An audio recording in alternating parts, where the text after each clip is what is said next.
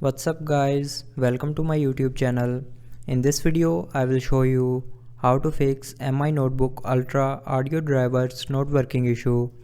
So before starting the video, don't forget to subscribe the channel and also press the bell icon.